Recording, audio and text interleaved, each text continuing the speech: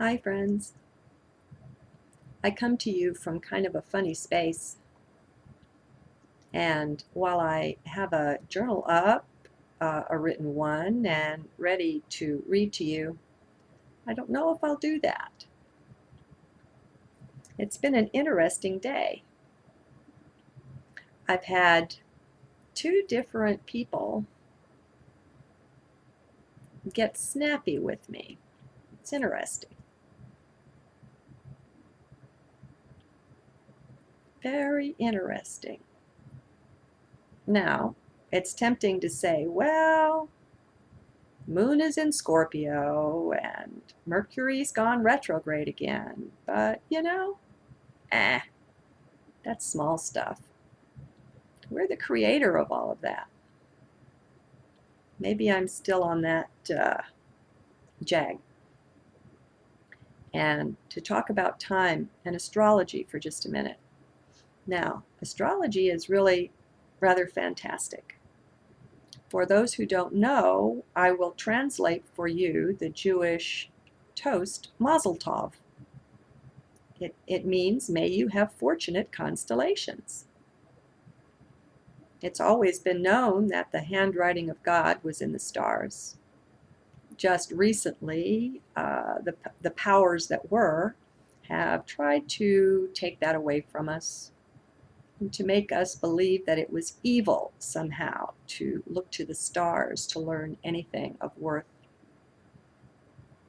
Well, it's all just energy. And believe it or not, we contain the stars. All of this is inside of us. It's our creation. But even if we're not ready to look at it that way yet, let's play with being separate. Okay, let's look at that. So, our concept of time is terribly mechanical and very isolated. It's pinned down to one point in time-space. This solar system, this Earth, this sun, the current way it revolves, all of that. And it's very limited. It's not applicable anywhere else. Not even on Mercury. Not even on other planets in our own system. So we're not touching anything absolute when we're looking at the Gregorian calendar and the clock and the current way time is reckoned. And I don't know about you, but if it's not eternal, if it's not of the divine and of truth and like that, it bores me. I don't want any part of it. I'm not interested. That's why I don't wear a watch and have clocks on the walls. Okay, now let's look at astrology. We'll just take one simple concept and leave the rest. Okay? Now, there is such a thing as divine astrology, by the way. This isn't the stuff in the newspapers. Okay? This isn't some kind of conjuring. But let's just look at your ascendant. Do you know what your ascendant is? I could say, most people know what their sun sign is. When I say I'm a Capricorn, that means that's the constellation behind the sun when I was born. That's the constellation that the sun was in, so to speak. They look to be related. All right, now, your ascendant, what you do to find out what it is you take the moment of your birth and the place of your birth. You cannot separate time and space. There's no such thing as time and space. It's time-space. So, you have the birth moment, time-space. You look to the horizon, whatever time you were born. Now, for an example, I was born at 4:30 in the morning. Okay, so the sun's not shining where the body is born. But what you do is you look to the horizon. Where is the sun rising at the moment of your birth? And that's your ascendant. Now, for me, it happened to be Sagittarius. The sun was in Sag. All right, now let's look at that. We can and do take all kinds of meaning and understanding. You know, astrology is simply a perspective on life. It's just another way to look at life.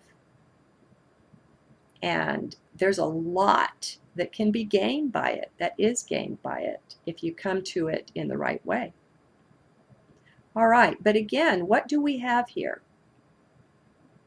We have something very limited, applicable only at one point in time-space. If I was on any other planet in our solar system, if I was anywhere else, this would be meaningless. I think it's time to realize that if we go and take up a perspective on another planet or star, that everything changes when it comes to astrology. Everything. When we look at a constellation and we, have the ancient pictures that have been drawn for us, Taurus the bull, Cancer the crab, Gemini the twins. And so someone looks up into the sky and gets really creative and, draws an image. And as a child, I'm sure when you're learning something, it helps to be given an image to sort out all those patterns up there in the sky. So I'm all for it, nothing wrong with that. But as we look at the image, let's say, of Sagittarius, that's the archer with the bow and the arrow aimed into the air. Well, all the stars that comprise Sagittarius aren't necessarily near one another at all. They might look to be, but one might be many, many light years distant from the rest. That's not a conglomeration or a grouping out there. That's not one cohesive whole. What that is, Sagittarius is a perspective from a particular time space. In this case, being this planet, relative to the sun and the earth. Okay? So, now for those of you that are ready, I want everybody to go in heart so you have an equal chance to get this. And hopefully you can give astrology some respect, okay? And recognize it as a divine science.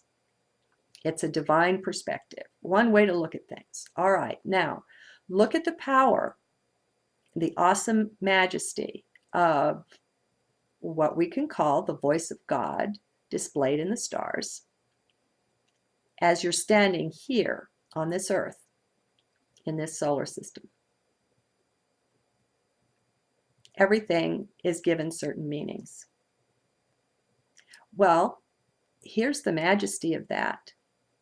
When you change your perspective, change your planet, your solar system, your galaxy, whatever, wherever you change your perspective to, there's a whole new astrology that's born relative to that point in time-space. That's equally awesome, equally majestic, and it's infinite.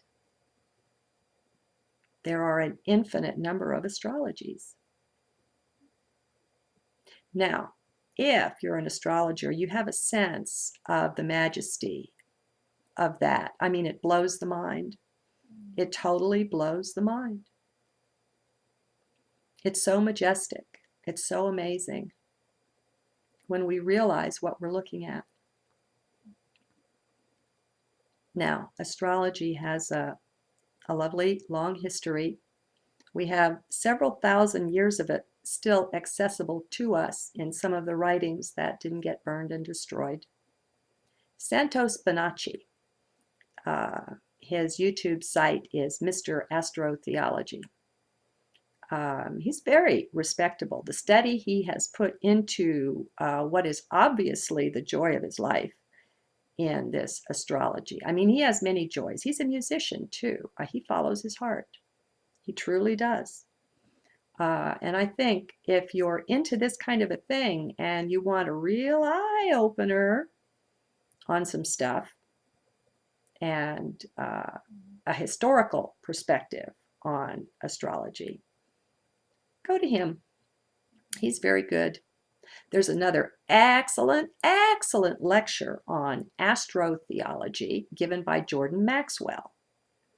And I'll try to remember to put links in the transcript for these. They're a lot of fun. But time-space is a fabric, and it's inseparable. Time is linked with space, and it's really inseparable. And in order to have experience, we have to enter time. Well, how do you enter time? Well, do you realize that for me to even say words and to have it stretched out to where you have to sit there and you have to listen and there's a beginning and an ending to the words, I have to be in time. And as far as I see it right now, that means I have to have a presence in 3D. And so that's what we do the 3D thing for. We want to have experience. I mean, if we look at it from the perspective of who and what we really are, we're consciousness, we're spirit, and we're one and we're whole, then nothing needs to be said to anyone. There's no need to talk. What's talk? You know, it takes time space to talk. In time space, we're kind of, when we first got into it, we were knowing that we were spirit, knowing that we were playing with time space and pretending that we weren't all one, pretending that we didn't know everything and understand everything, and so on and so on. But I guess we're pretty good pretenders. We got into it a wee bit too deeply, I'd say, and we identified with the game, with the play, with the whole 3D thing. Like game masters who got lost in the game. You ever watch a movie and you find yourself reacting when someone gets shot or catching your breath when someone gets scared or whatever? We identify with it that way. Well, when you're watching a movie, you know who you are watching the movie. Well, we know, my friends, we know who we are too, watching the movie of time-space here, the 3D thing. So my challenge and my joy is to begin identifying more and more with that and less with this. It's still fun to play. I don't want to leave. Once upon a time, when I didn't have this level of whatever it is, understanding, I did. I wanted to go home. I didn't like it here one little bit. It's so difficult, and things hurt so much. And I was over-identified with my part, the part I'm playing called Teresa Ann, you know? And I didn't know it. And so it hurt more than it had to. I didn't know I was creating that. We are these divine creators. And it's my hope and my joy that we can all step more and more into awareness of self as the divine creator, and yet still have fun with the play. See you later.